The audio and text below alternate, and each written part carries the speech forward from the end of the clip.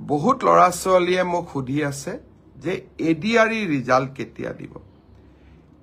ADRE result 7 March শুক্ৰবাৰে আমাৰ grade 3 আৰু গ্ৰেড 4ৰ যি আমাৰ ৰিক্ৰুটমেন্ট কমিশন আছে তেওঁলোকে ঘোষণা কৰিব যিমান কেইটা পদ আছে তাৰ বিপৰীতে দুজনকৈ লৰা ছোৱালীক এই পৰীক্ষাত উত্তীৰ্ণ হ'ব আৰু তেওঁলোকৰ মাজত পৰৱৰ্তী সময়ত ৰিটেন টেষ্ট অৰেল অনুষ্ঠিত হ'ব অৰ্থাৎ লিখিত পৰীক্ষাৰ ৰিজাল্ট গ্ৰেড 3 আৰু গ্ৰেড 4 আমি 7 মাৰ্চ তাৰিখে ঘোষণা কৰিম এটা পোষ্টৰ বিপৰীতে দুজনকৈ লৰা ছোৱালীয়ে এই লিখিত পৰীক্ষাত উত্তীৰ্ণ হ'ব শেষৰ নম্বৰটোত যদি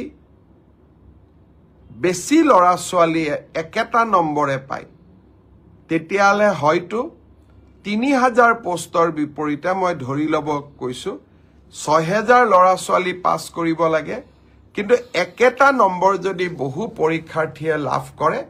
তেতিয়া হলে একে নম্বৰ পোৱা লৰা ছোৱালী সকলেও পৰীক্ষাটো ডেফিনেটলি পাস কৰিব অৰ্থাৎ আমি যদি ধৰি লও 50 যে কাট অফ মাৰ্ক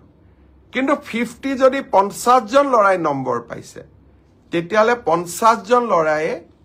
লিখিত পৰীক্ষাত পাস কৰিব গতিকে 1:2 বুলি কলেও 1:2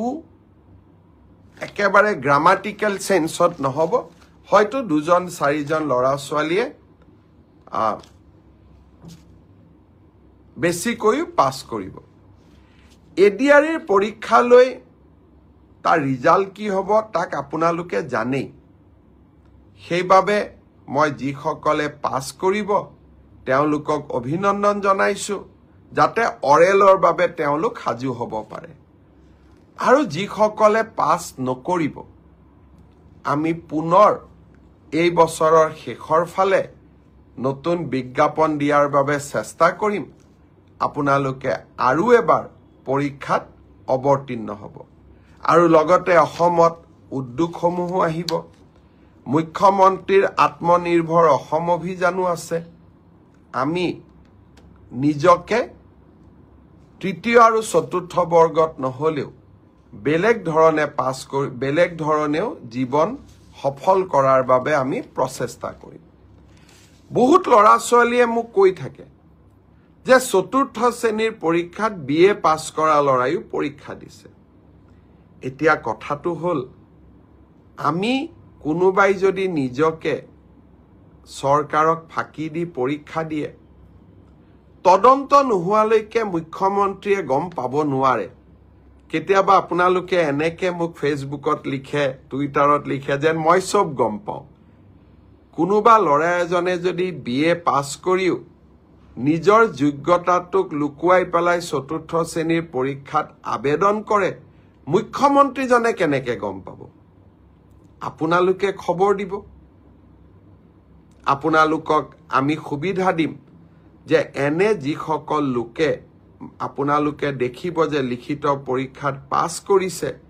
কিন্তু এডুকেশনাল কোৱালিফিকেশনক তেওঁলোকে লুকুৱাই ৰাখিছে আমি সুবিধা দিম আপোনালোকক অভিযোগ দিয়াৰ বাবে যাতে অৰেল পৰীক্ষা হোৱাৰ আগতে বা মৌখিক পৰীক্ষা হোৱাৰ আগতে আমি আপোনালোকৰ অভিযোগবোৰ নিৰ্দিষ্ট ইউনিভাৰ্চিটি লগত কথা পাতি আপোনালোকৰ অভিযোগবোৰ যাতে আমি নিষ্পত্তি কৰিব পাৰো